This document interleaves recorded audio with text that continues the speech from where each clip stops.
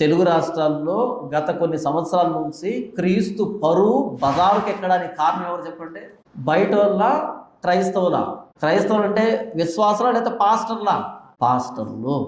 క్రీస్తు సిలువ ఎక్కడానికి ఈ 21వ శతాబ్దంలో క్రీస్తు సిలువ ఎక్కడానికి, మరలా సిలువ ఎక్కడానికి, ఇప్పటికే సిలువ మీద వేలాడటానికి, ఇంకా సిలువ మీద అవమానం పొందడానికి కారణం సేవకులే.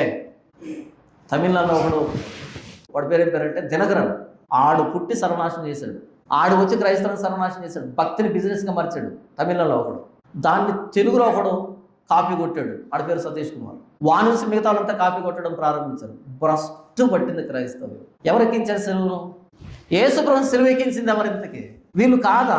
ఈరోజు యేసుప్రభుని గురించి ప్రకటిస్తుంటే ఇంత అసహ్యం, ఇంత రోత ఎందుకు అనిపిస్తుంది బయట వ్యక్తులకి? ఇంత కోపం ఎందుకు వస్తుంది? ఎందుకు సెలబ్రేట్ చేస్తున్నారు క్రైస్తవులకి ఏదైనా అయితే బయట వాళ్ళు? అసహ్యం అయిపోయింది. ఎందుకు అసహ్యం అయిపోయింది? సొంత యోధాజాతి ఎలాగైతే యేసుప్రభుని సిలువెక్కించిందో మేము పాస్టర్లమి అని చెప్పుకుంటున్న వాళ్ళు, మేము పెద్ద పాస్టర్లు అని చెప్పుకుంటున్న వ్యక్తులు అందరూ కలిపి మరలా సిలువెక్కిస్తున్నారు 2026లో లేదా 21వ శతాబ్దంలో. సరే, వాళ్ళు సిలువెక్కిస్తున్నారు, ప్రధాన యాజకులు, పెద్దలు, శాస్త్రులు సిలువెక్కిస్తున్నారు, సాక్ష్యాలు వెతుకుతున్నారు. మరి పేతురు ఏం చేయాలి? చలిమంట దగ్గర చలి కాల్చుకోవాలి మనం. మరి మిగతా అపోస్తలు ఎక్కడ? పేతురు ఏమో చలిమంట దగ్గర ఉన్నాడు, మరి మిగతా వాళ్ళు ఎక్కడ?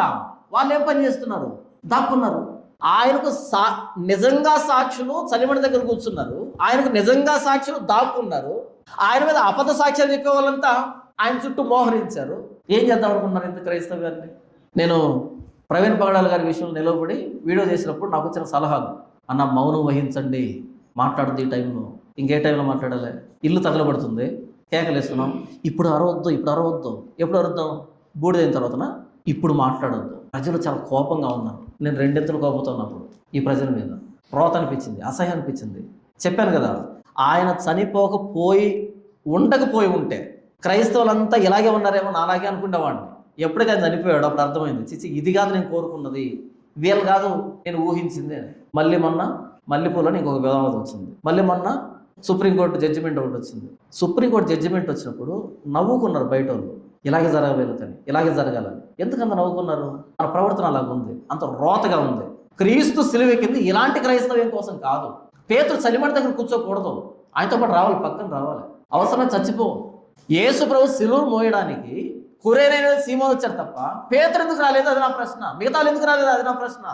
ఎందుకని క్రీస్తు మీద పడుతున్న నిందల్ని, క్రైస్తవం మీద పడుతున్న నిందల్ని నా వంతుగా నేను ఫేస్ చేస్తానని ఎందుకు రావట్లేదు? పేతురు లాంటి, అపోస్తలు లాంటి వ్యక్తులు ఎందుకు రావట్లేదు? ఎందుకు రారు? అది నా ప్రశ్న. అంటున్నది క్రీస్తును కదా, ఎందుకు రారు? అది నా ప్రశ్న. ఎందుకు అనిపించదు?